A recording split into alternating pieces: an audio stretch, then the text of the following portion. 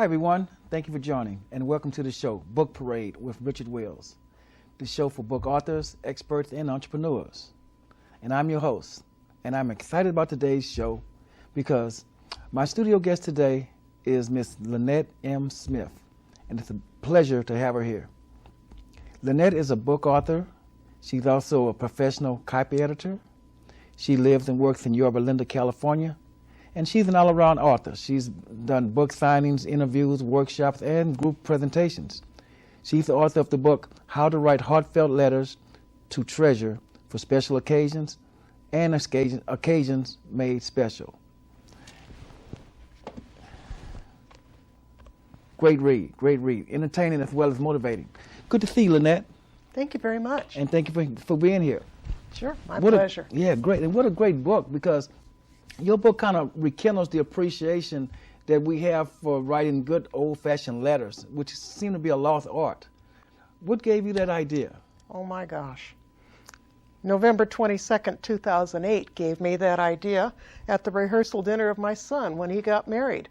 He and his wife presented their respective parents with this letter of appreciation, talking about what it was like growing up in the family, what they appreciated about my husband, what he appreciated about me, and the values he was going to bring forward into his own marriage. Boy, did that touch the heart. There wasn't a dry eye on the house. Really? Yeah. So that's how you got started, just by that. Sure. Man, you sure. did. He really, gave you some good ideas, because really the book itself is a treasure itself, and you got the right word in that, treasure, So let's tell us a little about the book, about how did you come up with the title? Oh my gosh. I had actually become inspired to write the book November 10th, 2011, and just a couple of weeks after that, I was minding my own business, brushing my teeth, and all of a sudden this voice comes in and says, how to write heartfelt letters to treasure for special occasions and occasions made special. And I went, oh, time out, grab the pencil, grab the scratch pad, and I wrote it down word for word as I heard it. And I ran that by other people because, they say you're supposed to look up keywords and that kind of thing. Right. I didn't do any of that. I just said, what do you think about this title? Right. Expert number one, expert number two. And they all said, hey, it's great. So I thought, I'm going with it. Yeah, I like the title myself, because a treasure means it's something that you keep, a keepsake, and it's not something you find every day. Right. And it is a treasure, Right. And let me ask you, how long did it take you to write the book? Well, I was talking about the whole process as birthing a book, and then I realized one day that the voice that came in, this was the other voice, the same voice, different day, November 10th, said your book will be published by August 15th. And one day I was doing the math partway through this process, and I realized that August 15th would be about 9 months and a week. Really? And I thought, well, if that's not conception and delivery, what is? That is amazing. That is pretty quick to have a book of Sure. that research that was done in such a, not even 12 months, And evenings and weekends, but with discipline, and I knew what the deadline was. I said, okay, first draft by then, second draft by then, third draft here, bring this in, hire my copy editor. Right. Just all right in a row and on schedule. And you did an excellent job on that book. Thank you so much. And the thing I like about the book is that it provides solutions to challenges that people have in writing letters of appreciation. You can go from writing an appreciation letter to a child, to an adult. You have the whole thing covered there. And so how did you really, look like you did a lot of research on that?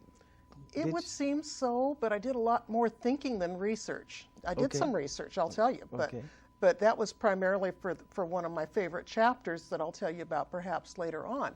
But mostly it was about what kinds of letters can anyone, within the realm of possibility write. Right.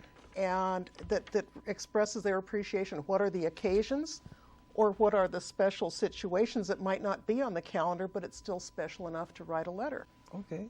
Like an aging relative that you're thinking, before it's too late, I want to let that person know how important he is. Right. Can you kind of just briefly describe the book for us so we can get a little in-depth idea of what it's all about? Happy to. It's separated out in 3 parts, and the first part is about the basics: planning, writing, packaging, presenting, and even enhancing the letter. Right. And the second part is about these special occasions like Valentine's Day and anniversaries and milestone birthdays, that kind of thing. Right. The third part is about the occasions that are made special, such as bringing meaning to a life well lived. Right. You know, again, that aging relative or you know, something that's not on the calendar. Right. It's not a rite of passage necessarily, but it's important. I wrote a letter to my mentor once, Okay. thanking her for all the parts she has played in bringing me to who I am today. Now, that wasn't on the calendar, Right. but it was sure special. Right. Yeah. And then we have this appendix that's got some really cool stuff in it, too. That's one of my favorites there, Yeah. the appendix. But let me ask you, say a person who just starting out and they want to write a letter of appreciation, what steps should they follow? It's really pretty basic. You stop, find a quiet place, and think for a while about this person you're writing to and what are their special qualities. Okay. Also do a little planning ahead, because suppose you want to frame the letter, you might need to know, but go shopping for the frame so you know how much space you have to write. Right. As an example. But when you've thought about that person and what's special about them, maybe the top 2 or 3 qualities you want to expand on, but you might start that letter with a memory, a treasured, shared memory, Right. and then talk about their positive qualities, and then talk about what that's meant to you personally and how you're internalizing that into your own life, and then say thank you. That's the letter. Hey, you make it sound so easy. You really do, okay? And, you know, as far as the book goes, I know most time when authors write a book, they have a special chapter or a favorite chapter that they kind of like a little more. I know when I'm writing, I have a chapter that I think, like I tell someone, hey, when you get my book, read this chapter here. Do you have a chapter like that you like to, you know, recommend if someone were to buy the book? You bet I do. It's called Cultural and Religious Rites of Passage. What has happened in that chapter, and that's one where I did some fairly extensive research, is I picked up the major world religions and cultures and said, what happens when a baby's born? Okay. What do we do? What happens when that baby, you know, gets accepted into the community? Is there some ceremony associated with that? Right. What happens later on when they're coming of age at puberty? Right. What happens when they get married? And so on and so forth. These stages of life, and I was able to bring together how different cultures and religions worldwide will celebrate those stages. Right. But to actually see that, you know, we're not all so different after all. You know, we've got a lot in common with the rest of the world. Right. That's so I so love true. that chapter. Right. Okay. But you know what's interesting to me? I read the book, and my favorite part of the book is the appendix.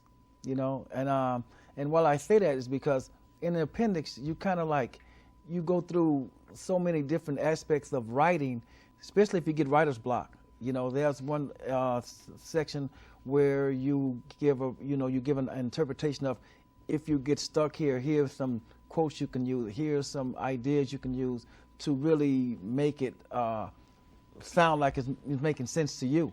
Right. You know, because right. I like that part. Right. It's got the one section about all the positive words about different groups of people, Right. and it's got another one about those famous quotations that you can stick one at the beginning or end of your letter. Right. And the one you drew attention to a minute ago is the one called Jumpstart Your Sentences. Exactly. Yeah. Great it's beginning. It's not templates. It's saying, here's the beginning of a sentence. Now, how would you finish it? Right. Yeah, I really like that because great beginnings to jumpstart your writing.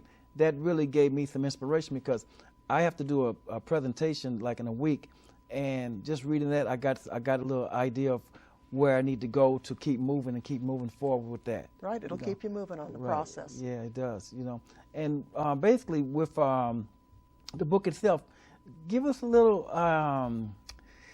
idea about some of the people who may have, in addition to your son, who may have given you some inspiration to do the book also. Well, there's that little voice that said your book will be published by August 15th. Right. Not so much a people, but a higher power. Okay. And I'm liking that. But as I was working on the book, I had assistance at different times from unexpected sources. Right. My hairdresser one day said, oh, this is really cool. I was showing her the table of contents at that stage, and she says, Okay. have you thought about a chapter for the military? And I went, oh, good idea. Right. And another day, a good friend of mine and I, coming back from Yellowstone, she was looking at the table of contents and going, you know what I see missing here? is a chapter about thanking a service provider or a product creator. Right. And I went, oh, you're right. And so that became another chapter. So Okay. that helped round out what the book was about, because I've already got a chapter on career and Right. so on, teachers, mentors, coaches, students. So this kind of helped round it out. So that was really helpful. Yeah, you had a lot of good help. Now you gave a you was telling me about something. I think it was your grandfather or your father-in-law. Your father-in-law, right? And that's Ben Smith. Ben Smith. Yeah, tell Yeah. us about how you came up with that little, I guess, appreciation like plaque type thing. Well, we have to go back to that appendix with all those positive words. Each Right. one of those demographic lists was culled down from over 1,000 words describing a human being Okay. to some that would describe, for example, an older man Okay. in this case. Right. And I took that list and I said, which of these words apply to my father-in-law?